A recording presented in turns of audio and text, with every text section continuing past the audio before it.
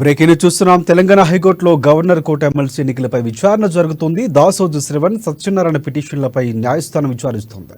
Governor కోట ఎమ్మెల్సీల నియామకంపై stay ఇవ్వాలని హైకోర్టును పిటిషనర్లు కోరారు. ఇరు వర్గాల వాదనలు విన్న న్యాయస్థానం మధ్యాహ్నం 2:30కు తీర్పు ఇవ్వనుంది.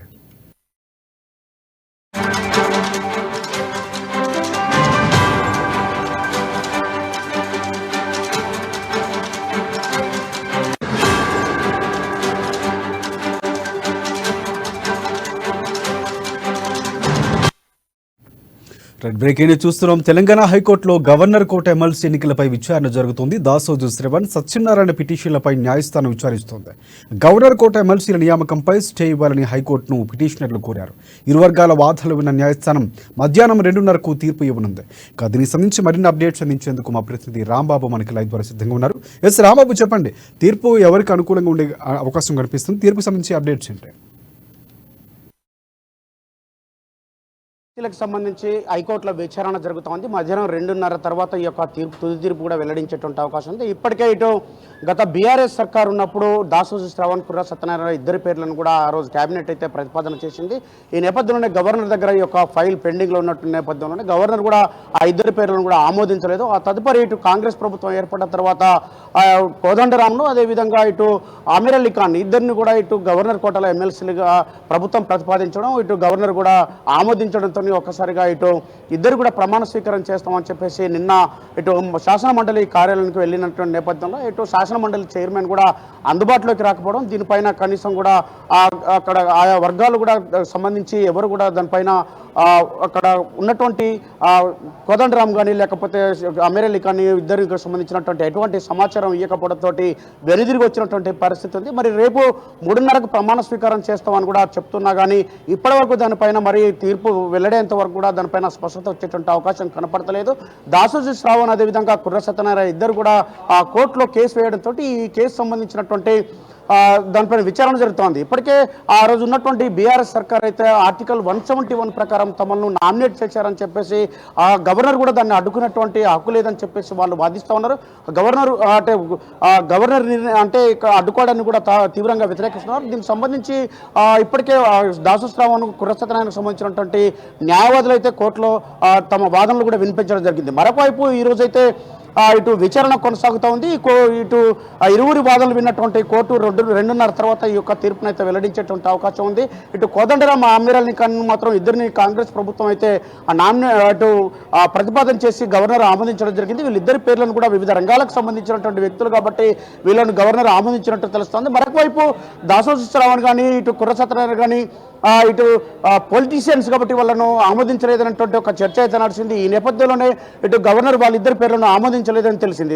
ఈ నేపథ్యంలోనే ఇటు కాంగ్రెస్ పార్టీ ప్రతిపాదించినటువంటి పేర్లను గవర్నర్ ఆమోదించడం, వెంటనే ఇటు ప్రమాణ స్వీకారానికి వెళ్ళినటువంటి సందర్భంలో ఇటు శాసనమండలిలో చైర్మన్ అయితే అందుబాటులో లేకపోవడంతో కొంత అసహనానికి లోనైనటువంటి వీళ్ళిద్దరూ ఎమ్మెల్సీ అభ్యర్థులైనటువంటి వీళ్ళిద్దరు కూడా బయటికి రావడంతో కాకుండా ఇటు తీవ్ర అసహనాన్ని కూడా వ్యక్తం చేయడం జరిగింది. శాసనమండలి చైర్మన్ అందుబాటులో లేకపోవడం ఏంటని చెప్పి కూడా వాళ్ళు ప్రశ్నించడం జరిగింది. ఈరోజు 2:30కైతే దీనిపైన తుది తీర్పు వెల్లడించేటువంటి అవకాశం ఉంది. కాబట్టి ఈ తీర్పు తర్వాత వీళ్ళు ప్రమాణ స్వీకారం మరి రేపు చేస్తారా, లేకపోతే వీళ్ళకి అనుకూలంగా వస్తుందా లేదా అనేది 2:30 తర్వాత తెలుస్తుంది. మొత్తానికైతే వాళ్ళు మాత్రం రేపు 3 గంటలకైతే తమ యొక్క షెడ్యూల్ను పెట్టుకోవడం జరిగింది. 3 గంటలకు గవర్నర్ కోటల ఎమ్మెల్సీలుగా తాము శాసనమండలి చైర్మన్ దగ్గర ప్రమాణ స్వీకారం చేయబోతున్నాను కూడా ఇప్పటికే వాళ్ళు వెల్లడించడంతో రేపు మరి 3 గంటలకు ప్రమాణ స్వీకారం చేస్తారా లేదనేది మాత్రం సందిగ్ధత నెలకొన్నది. ఒకటంటే ఈ తీర్పుకు సంబంధించి గవర్నర్ ఎప్పుడైతే ఆమోదించారో కాంగ్రెస్ పార్టీకి సంబంధించినటువంటి ఎవరైతే ఉన్నారో వారు ధీమాగా ఉన్నటువంటి సమాచారం అందుతున్నటువంటి పరిస్థితి. వారికి అనుకూలంగా వచ్చే అవకాశాలు ఎక్కువగా ఉన్నాయనుకోవచ్చు మనం. తప్పకుండా, ఎందుకంటే కాంగ్రెస్ పార్టీకి సంబంధించినటువంటి ఎమ్మెల్సీలుగా ఎవరైతే నామినేట్ చేశారో వాళ్ళిద్దరి పేర్లు అంటే కోదండరాం అదేవిధంగా ఆమీర్ అలీ ఖాన్ ఇద్దరు కూడా వివిధ రంగాలకు సంబంధించినటువంటి వ్యక్తులు కాబట్టి వీళ్ళిద్దరిని కూడా ఆమోదించినటువంటి గవర్నర్ ఈ యొక్క పేర్లను అయితే ఎందుకు ఆమోదించినటువంటి పేర్లను అయితే తిరస్కరించేటువంటి పరిస్థితి లేదు. కోర్టు కూడా గవర్నర్ వాదనను ఏకీభవించే నిర్ణయం కూడా వెల్లడించేటువంటి అవకాశం ఉంది. గవర్నరు ఇక్కడ క్యాబినెట్ ప్రతిపాదనలు చేసినా కానీ గవర్నర్ విచక్షణ అధికారం ఉన్నది కాబట్టి ఆ చట్టం పరిధిలోనే గవర్నర్ పనిచేస్తుంది కాబట్టి ఈ ఇద్దరు పేర్లను కూడా గవర్నర్ ప్రతిపాదించింది కాబట్టి గవర్నర్ ప్రతిపాదించినాక ఈ పేర్లను అయితే తిరస్కరించేటువంటి పరిస్థితి లేదు. కోర్టు కూడా గవర్నర్ యొక్క ఏదైతే గవర్నర్ ఇచ్చినటువంటి పేర్లనే ఏకీభవించేటువంటి అవకాశం అయితే కనబడతా ఉంది. గతంలో గవర్నర్ దగ్గర పెండింగ్లో ఉన్నటువంటి కుర్ర సత్యనారాయణ కానీ లేకపోతే దాసోశ్రావణ్ కానీ వాళ్ళు పార్టీలకు సంబంధించినటువంటి వ్యక్తులని పొలిటీషియన్స్ను వాళ్ళు ప్రతిపాదించారు కాబట్టి దీన్ని ఆమోదించాల్సినటువంటి అవసరం లేదని చెప్పేసి కోర్టు కూడా ఆల్రెడీ గవర్నర్ కార్యాలయం నుండి సందేశం వెళ్ళినటువంటి నేపథ్యంలోనే ఇటు దీనికి సంబంధించి అయితే ఇటు ఈ మధ్యాహ్నం తర్వాతనైతే వీళ్ళకి అనుకూలంగానే ఇటు ఇద్దరు ఎమ్మెల్సీలు కాంగ్రెస్ పార్టీ ప్రతిపాదించినటువంటి పేర్లు ఏవైతున్నాయో కోదండరాం కానీ లేకపోతే అమీర్ అలీ ఖాన్కి సంబంధించినటువంటి పేర్లను గవర్నర్ ప్రతిపాదించిన పేర్లకు అనుకూలంగానే తీర్పు వెల్లడించేటువంటి అవకాశం కనబడతా ఉంది. ఈ నేపథ్యంలోనే రేపు సాయంత్రం 3 గంటలకైతే వీళ్ళు ప్రమాణ స్వీకారం చేసేటువంటి అవకాశం కనబడతా ఉంది. రైట్. ఒకటి రాంబాబు, ఒకవేళ కాంగ్రెస్ పార్టీ ఎమ్మెల్సీలకు అనుకూలంగా రాకపోతే కనుక సో ఆర్టికల్ 171 ప్రకారం బీఆర్ఎస్ పార్టీ తమకే ఇవ్వాలని కూడా చెప్తున్నటువంటి పరిస్థితి. ఒకవేళ అనుకూలంగా రాకపోతే ఎలాంటి స్టెప్ తీసుకునే అవకాశం కనిపిస్తుంది కాంగ్రెస్ పార్టీ?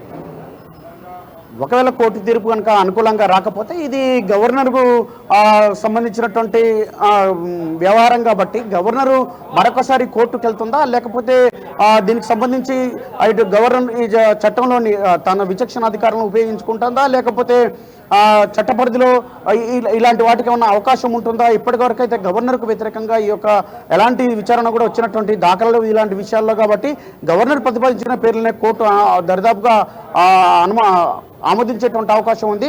గవర్నర్కు వ్యతిరేకంగా అయితే ఎలాంటి తీర్పు వచ్చేటువంటి అవకాశం లేదు. గవర్నర్కు వ్యతిరేకంగా కనుక తీర్పు వస్తే ఇది పెద్ద ఎత్తున అంటే గవర్నర్ వ్యవస్థకును ఇటు చట్టానికి సంబంధించినటువంటి ఒక ఇష్యూగా మారి ఇది పెద్ద సమస్యగా మారేటువంటి ప్రమాదం అయితే కనబడతా ఉంది. కాబట్టి గవర్నర్కు వ్యతిరేకంగానైతే ఈ యొక్క తీర్పు అయితే వెల్లడేటువంటి అవకాశం కనబడతలేదు. Right. Thanks for updates Rambabu.